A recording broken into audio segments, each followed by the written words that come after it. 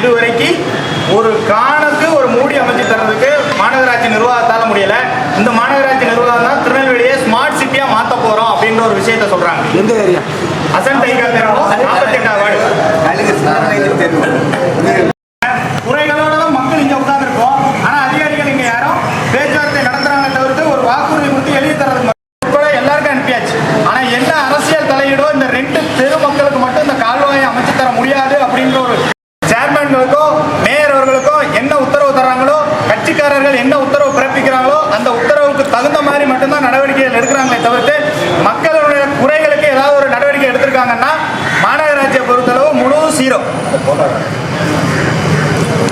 21ல எய்ம்ஸை காணும்னு சொல்லி செங்கலை தூக்கி வந்தீங்கல்ல, இதே செங்கலை இன்னைக்கு மேலப்பாளையத்தை தூக்குறோம். தமிழ்நாடு முழுவதும் இந்த செங்கல் தான் தூக்க போறாங்க.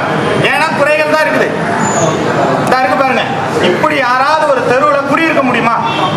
ஸ்மார்ட் சிட்டின்னு சொல்லி நீங்க வாக்குறுதி என்ன கொடுத்து மேலப்பாளைய பகுதி மக்கள்கிட்ட நீங்க ஓட்டு வாங்கி ஜெயிச்சீங்க.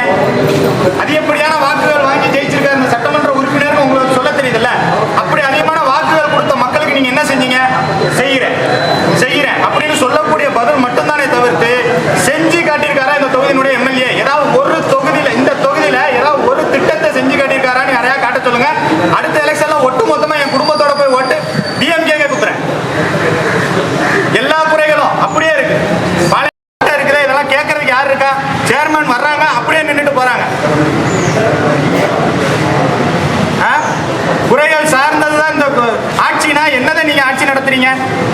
இதை எல்லாத்தையும் விட்டுட்டு அதிகாரிகள் எல்லாம் குறை தீர்ப்பு முகாம்ல உட்காந்துருக்காங்க. மக்கள் எல்லாம் குறையோட இங்க நிக்கிறோம். அதிகாரிகள் எங்க இருக்கணும்?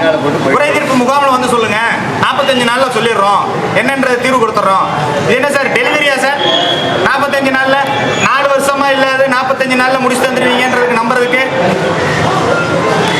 இன்னைக்கு கமிஷனரோ மேயரோ இங்க வந்து எங்களுக்கு உறுதிமொழி தந்து அதை எழுதி தராத பட்சத்தில் நாங்க இங்கே குடியேறும் போராட்டம். ஏன்னா எங்க வீட்டுல இருக்க முடியாது, நாட்டம் தாங்கல.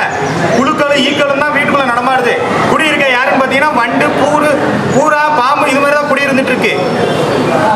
இன்னைக்கு இங்க 2 தெரு இப்படி நாசமா போயிட்டு இருக்கு. இன்னும் எத்தனை தெருவு உள்ள கிடக்குதோ நாத்தத்திலையோ அந்த சாக்கடை வாடையிலேயே இந்த மக்கள் கிடக்கணும்ன்ற ஒரே ஒரு விஷயம் தான் இந்த தொகுதி மக்கள்கிட்ட இருக்குது. குறிப்பா மேலப்பாளையத்துல இருக்குது.